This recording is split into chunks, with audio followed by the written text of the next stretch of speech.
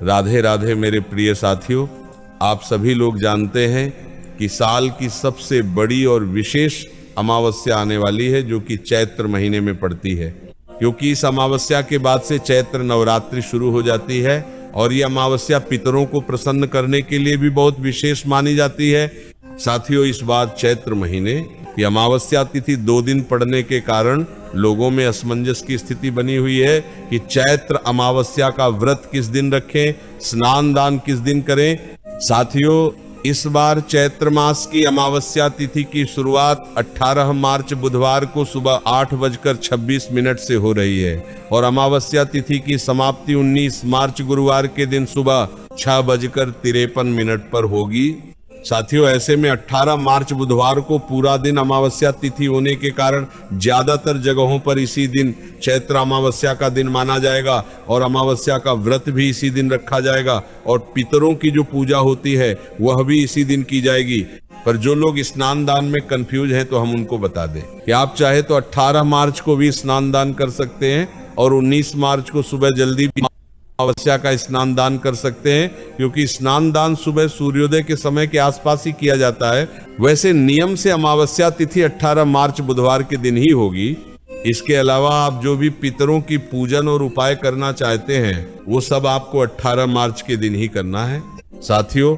ऐसी मान्यता है कि चैत्र अमावस्या हमारे पितरों को प्रसन्न करने के लिए बहुत विशेष मानी जाती है और इस दिन अगर आप अपने पितरों के लिए सिर्फ एक दीपक वाला उपाय भी करते हैं तो वो आपसे तुरंत प्रसन्न होते हैं और जब हमारे पितर हमसे प्रसन्न होते हैं तो हमारे सारे बिगड़े काम बनना शुरू हो जाते हैं, घर में पैसा आना शुरू हो जाता है और दुख और परेशानियां दूर हो जाती हैं। साथियों, ये दीपक विशेष रूप से घर की माता बहनों को जलाना चाहिए।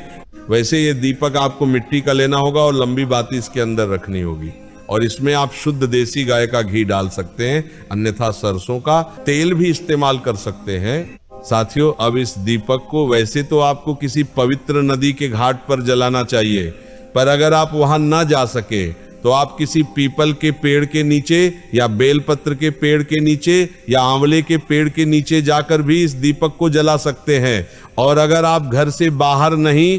जा सकते तो अपने ही घर में रसोई, घर में जहां पर आपका पीने का पानी रखा जाता है उस स्थान पर इस दीपक को रखिए, या आपके घर में जहां पर नल लगा हुआ हो वहां पर भी ये दीपक जला सकते हैं। साथियों, आपको यह दीपक किसी एक ही जगह पर जलाना है और जहां भी आप यह दीपक जलाएं तो सबसे पहले उस जगह पर बैठकर दक्षिण दिशा का पता कर लेना। उसके बाद, क्योंकि आपके दीपक के अंदर लंबी बत्ती होगी, तो उस दीपक को आप जला लेना और जिस तरफ से वो दीपक की बत्ती जल रही हो उस दीपक की बत्ती का मुख दक्षिण दिशा की तरफ करके इसे अपने सीधे हाथ की हथेली में रखकर अपने पितरों का स्मरण करके भगवान शिव जी को याद करके आपको यह दीपक वही नदी के घाट में या किसी भी एक पेड़ के नीचे या अपने घर के रसोई घर में रख देना है।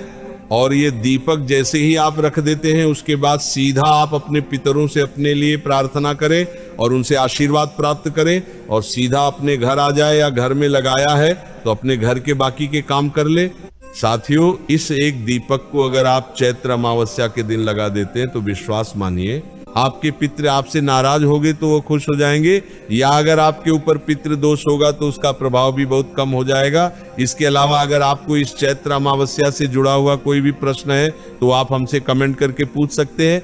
आप ये वीडियो कहाँ से देख रहे हैं कमेंट में जरूर बताएं। राधे राधे मेरे प्रिय साथियों।